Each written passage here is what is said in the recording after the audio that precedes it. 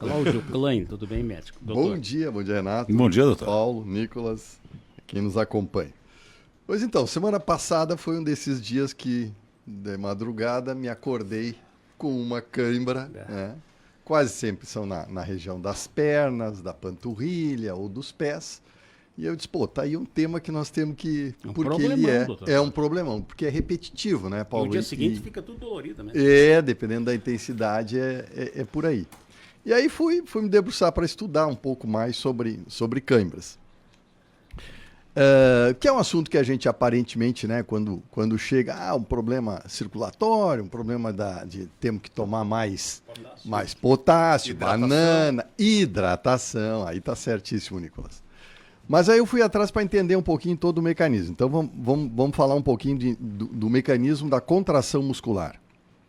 E olha, quem se interessar ou quem estuda, normalmente, né, o fisioterapeuta, o bioquímico, fisiologistas, esses estudam na intimidade. É um tema complexo e, ao mesmo tempo, ainda tem questões que a gente não sabe por completo.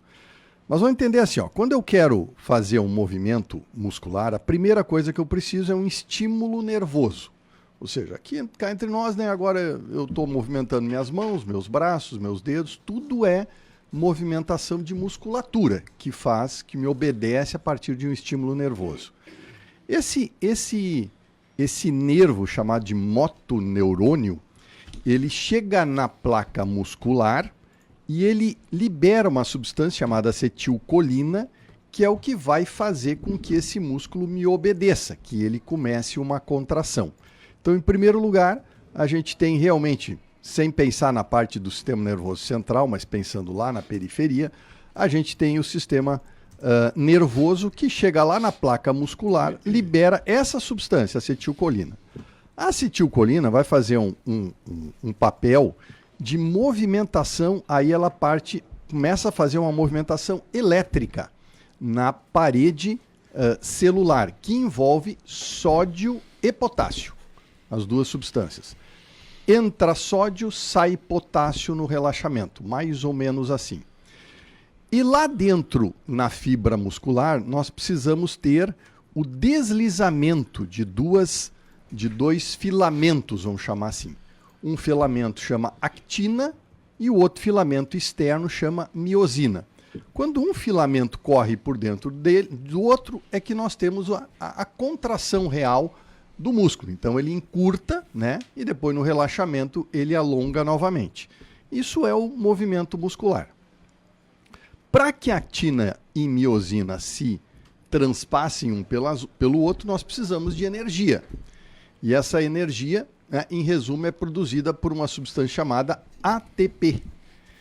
O ATP, para ser formado, e aí tu imagina durante uma atividade física, não falando na cãibra noturna, mas na cãibra pós-exercício, que é a mais estudada, que é a mais conhecida, nós precisamos de grande quantidade dessa energia, desse ATP. É como se fosse um carro que precisa abrir lá o carburador para entrar gasolina e o oxigênio para queimar, que aliás é o que o carro também precisa.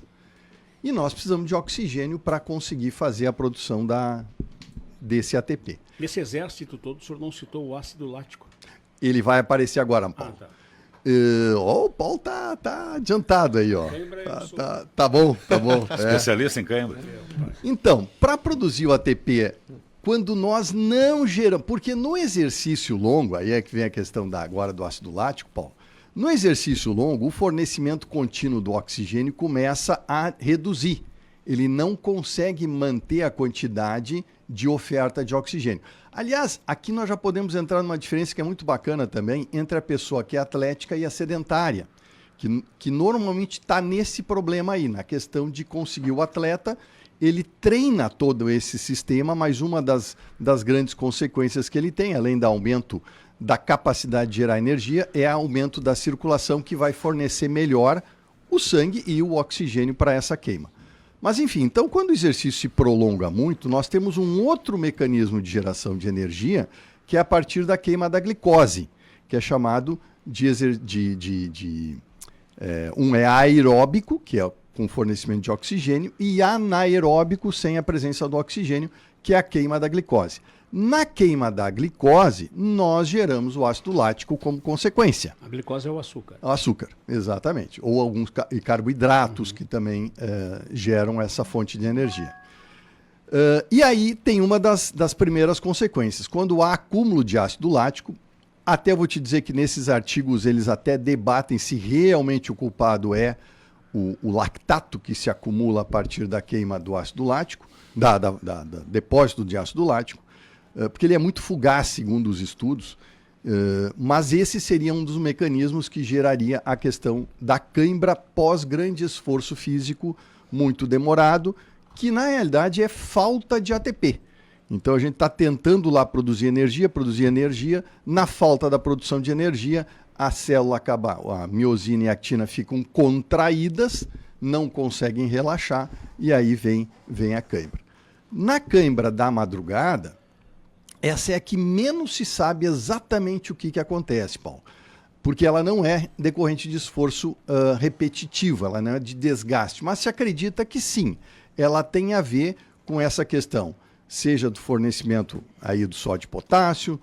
Dentro da célula eu não falei do cálcio, que é a substância também essencial para a geração dessa contração ali da actina e miosina, da produção de energia. Então, na verdade, envolve assim, desde a placa muscular, motora, né, do nervo, envolve essa questão da entrada do sódio e potássio, envolve lá dentro o cálcio, envolve a produção de energia, e nisso nós precisamos de circulação, precisamos de muita água, e aí o Nicolas falou na hidratação, na questão do atleta de alto rendimento, se acredita que esse é o principal fenômeno que gera, as células vão ressecando, né, por consumo de água, por perda hídrica, perda desse equilíbrio, né, que acaba gerando o desequilíbrio ácido básico e de íons de sódio e potássio, e aí geram, enfim, aí chegamos aí nas cãibras finalmente. O senhor não citou a questão dos diuréticos, que é um problemão, e tem muitos que utilizam diuréticos em função de situações cardíacas, renais, várias situações, e os medicamentos que aumentam a ansiedade, que são outros, porque eles desregulam todo o sistema de sais minerais, tanto no fígado quanto nos rins. O próprio chimarrão tem um efeito diurético. Tem. E a cafeína, que aí o Paulo falou em estimulantes, também tem efeito considerado negativo. Então, estimulantes, sim, são considerados negativos. E aí, por exemplo, entrando na proposta de o que fazer antes de dormir, se a pessoa está tendo cãibras de repetição, um deles é esse, evitar estimulantes, né, horas antes de dormir, hidratar-se muito, tomar bastante líquido, e até um alongamento, né, que aí tu faz aquela movimentação na musculatura, deixa ela mais relaxada pelo uso dela, não vai contraída para a hora de dormir, sugere que seja positivo. Os relaxantes antes de dormir. O diurético, Paulo, porque eu acho que é muito importante, tu falaste, o principal deles que causa grande perda de potássio é a furosemida. Então, assim, ó, o Lasix, né? Que é popular, muito então, se algum paciente está tendo problema de cãibra e toma esse medicamento. Em segundo lugar, aquele outro, que é um nome comprido, hidroclorotiazida, também é outro que, em segundo lugar, também expolia potássio e tem capacidade de favorecer isso. Tem muita publicidade de alguns relaxantes musculares antes de dormir. Funcionam? Eu não li nada que indique isso, Paulo. Não li nada a favor disso, não. Nem mesmo, inclusive nessa As farmácias matéria... vendem livremente. É. Uma substância aí, e aí eu vou acho que o Nicolas, não sei se o Renato também, toma creatina. Fala um magnésio. Né? Toma creatina, né? 6 creatina gramas. É uma proteína, olha aí, o pessoal que faz atividade acadêmica. A creatina parece ter um efeito positivo.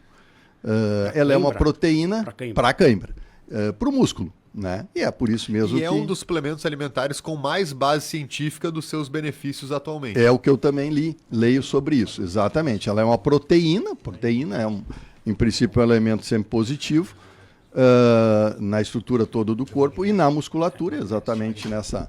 É um elemento importante na contração muscular, por isso mesmo que é indicado nesses casos. Magnésio. Paulo, quando a gente vai lendo ali, o corpo ele mistura elementos químicos e elementos elétricos. Na verdade, esses elementos, quando a gente fala de sódio, potássio, magnésio, por exemplo, são elementos que têm carga positiva. Então, o potássio é positivo, quem vai ler lá vê o potássiozinho, o K com um maisinho do lado. Potássio é sal. O cálcio, mas eu digo assim, como elemento químico, ele tem carga positiva. O sódio também tem carga positiva, o cálcio tem carga positiva e o magnésio também tem carga positiva. Tem alguns que têm carga negativa. Então, na hora da despolarização tem que entrar íons de um lado, sair íons de outro, entre eles também está dentro desse contexto o magnésio. Ele faz parte também dessa... Por isso que quando se quer entender tudo, por isso que eu digo que a coisa, uma é complexa e entender realmente qual que pode estar mais ou menos envolvido é complexo. Tá, e aí quando deu a cãibra, acordou com a... Até no bíceps, de vez em quando acontece isso. Fazer o quê? Isso aqui. A panturrilha. Aí é o alongamento isométrico. Ou seja, é aquela coisa de alonga a perna, quer dizer, tá dando na panturrilha, né? Então tu vai lá, sozinho é ruim de fazer, é bom que se fosse outra pessoa, ou tu te parar na frente de uma porta, por exemplo, jogar a perna para trás, alongando a panturrilha, mas para nisso, não fica forçando.